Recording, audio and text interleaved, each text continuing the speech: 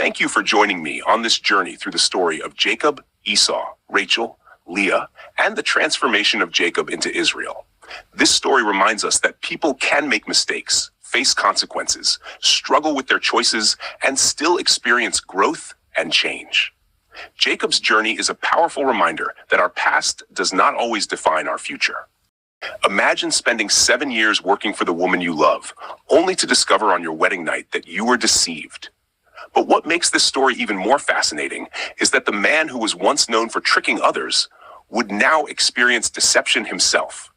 This is the story of Jacob, Leah, Rachel, Laban, and the journey that transformed Jacob into Israel. Why would God choose a man who was known for deception? Jacob stole his brother's birthright, tricked his father, and ran for his life. But years later, Jacob would face his own struggles, his own betrayals, and a life-changing encounter that would give him a new name. A family divided, a brother seeking revenge, a man running from his past, a future nation hanging in the balance. Jacob thought he could control his destiny through deception, but his journey would teach him that transformation often comes through struggle. Jacob is one of the most complicated figures in the Bible.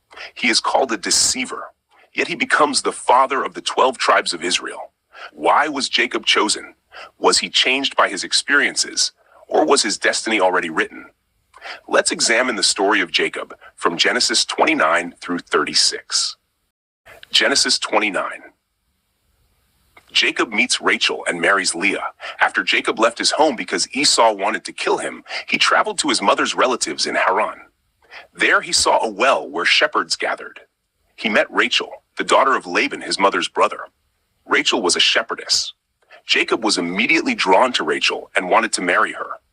Laban agreed to give Rachel to Jacob if Jacob worked for him for 7 years. Genesis says, open quote, "So Jacob served 7 years for Rachel, and they seemed to him but a few days because of his love for her."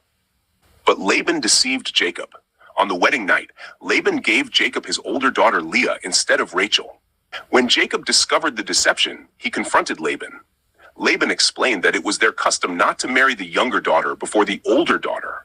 Laban allowed Jacob to marry Rachel as well, but Jacob had to work another 7 years. This is an important moment because Jacob, the man who deceived his father and brother, was now deceived himself. Genesis 30, Jacob's family grows. The rivalry between Leah and Rachel became intense because both wanted children. Leah had several sons: Reuben, Simeon, Levi, Judah. Rachel was unable to have children at first, so she gave her servant Bilhah to Jacob, and Bilhah had Dan, Naphtali. Leah also gave her servant Zilpah to Jacob, who had Gad, Asher. Later, Leah had Issachar, Zebulun. Rachel eventually gave birth to Joseph. These children would become the ancestors of the 12 tribes of Israel. Genesis 30, Jacob becomes wealthy. Jacob worked for Laban for many years. Laban repeatedly changed Jacob's wages, trying to benefit himself, but Jacob's flocks continued to increase. Jacob became very wealthy with large herds, servants, camels, donkeys. This created jealousy among Laban's sons, who believed Jacob had taken their father's wealth. Genesis 31. Jacob leaves Laban. God told Jacob it was time to return to his homeland. Jacob gathered his wives, children, and possessions and left without telling Laban. Laban pursued him and confronted him. The two men argued over Jacob leaving, the years Jacob worked, the treatment Jacob received. Eventually, they made a covenant of peace. They set up a stone pillar as a reminder that neither man would harm the other. Jacob continued toward the land of Canaan. Genesis 32. Jacob prepares to meet Esau. Jacob knew he would eventually face Esau again, the brother he had betrayed. He was afraid. He sent messengers ahead with gifts: goats, sheep, camels, cattle. He hoped to find favor with Esau. That night, Jacob had a mysterious encounter. A man wrestled with Jacob until daybreak. The figure touched Jacob's hip and injured him, but Jacob refused to let go. Jacob said, open quote, "I will not let you go unless you bless me." Genesis 32. The man changed Jacob's name from Jacob to Israel, saying, open quote, "You have struggled with God and with humans and have overcome." Genesis 32:28. Close quote. This became a major turning point in Jacob's life. Genesis 33. Jacob and Esau reunite. Jacob approached Esau expecting anger and revenge. Instead, Esau ran toward him and embraced him. They wept together. The brothers who had been separated by jealousy and betrayal were reunited. Jacob offered gifts, but Esau said he already had enough. This chapter shows that reconciliation was possible after years of conflict. Genesis 34, the story of Dinah, Jacob's daughter. Dinah went among the people of the land. She was assaulted by Shechem, the son of a local ruler. Shechem wanted to marry Dinah afterward. Jacob's sons were angry and responded with deception. They convinced the men of Shechem's city to become circumcised. Then Simeon and Levi attacked the city. Jacob criticized their actions because he feared their violence would bring danger upon the family. Genesis 35. Jacob returns to Bethel. God told Jacob to return to Bethel, the place where he had dreamed of the latter years earlier. Jacob instructed his household to remove foreign gods and purify themselves. At Bethel, God renewed the covenant and again confirmed Jacob's new name, Israel. During this chapter, Rachel died while giving birth to Benjamin. Isaac died at an old age. Jacob and Esau buried their father together. Genesis 36, the descendants of Esau. Genesis 36 focuses on Esau's descendants, who became known as the Edomites. Although Esau did not receive Jacob's covenant blessing, he became the father of a great nation. The meaning of Jacob's story. Jacob's story is about transformation. At the beginning, Jacob was a deceiver. He took advantage of Esau. He tricked Isaac. During his journey, he experienced deception from Laban. He struggled with fear. He wrestled with God. By the end, he became Israel. He reconciled with Esau. He became the father of the 12 tribes of Israel. The story of Jacob in Genesis is one of the most complex stories in the Bible because Jacob is both a man of faith and a man who repeatedly uses deception, manipulation, and clever strategies to get what he wants. His life is a story of transformation, a person known as a deceiver who later struggles with God and is changed. 1. How Jacob took advantage of Esau. Genesis 25, 29, 34.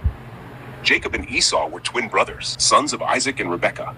Esau was the older brother, and in their culture, the firstborn son had a special status called the birthright. It meant a larger inheritance from the father, leadership of the family, a position of honor. One day, Esau came home exhausted and hungry from hunting. Jacob was cooking stew. Genesis 25, 30, 31 says Esau asked for some of the food, and Jacob replied, open quote, "Sell me your birthright today." Close quote. Jacob took advantage of Esau's desperate hunger. Esau said, open quote, "I am about to die. Of what use is a birthright to me?" Close quote. So Esau traded his birthright for a bowl of stew. The text criticizes Esau for treating the birthright as something worthless, but it also shows Jacob's willingness to exploit his brother's weakness. Number 2, how Jacob tricked Isaac, Genesis 27. Years later, Isaac was old and nearly blind. He wanted to give his blessing to Esau, his firstborn son. The blessing was extremely important because it officially passed on the family's future. Rebekah overheard Isaac and helped Jacob deceive his father. The plan. Esau was hairy, so Jacob wore animal skins on his arms and neck. Jacob put on Esau's clothes so he would smell like him. He prepared food the way Isaac liked. When Jacob came before Isaac, Isaac was suspicious, open quote. The voice is Jacob's voice, but the hands are the hands of Esau. Genesis 27:22, close quote. Isaac asked him several times if he was really Esau. Jacob lied, open quote, "I am Esau, your firstborn." Genesis 27:19, close quote. Isaac gave Jacob the blessing meant for Esau. When Esau returned and discovered what happened, he was furious and planned to kill Jacob. Jacob had to flee for his life. Number 3. Jacob experiences deception from Laban, Genesis 29. Jacob went to live with his uncle Laban. There, Jacob met Rachel and fell in love with her. Laban agreed to give Rachel to Jacob in marriage if Jacob worked for him for 7 years. Genesis 29:20 says Jacob worked 7 years because of his love for Rachel, and they seemed like only a few days. But Laban deceived Jacob.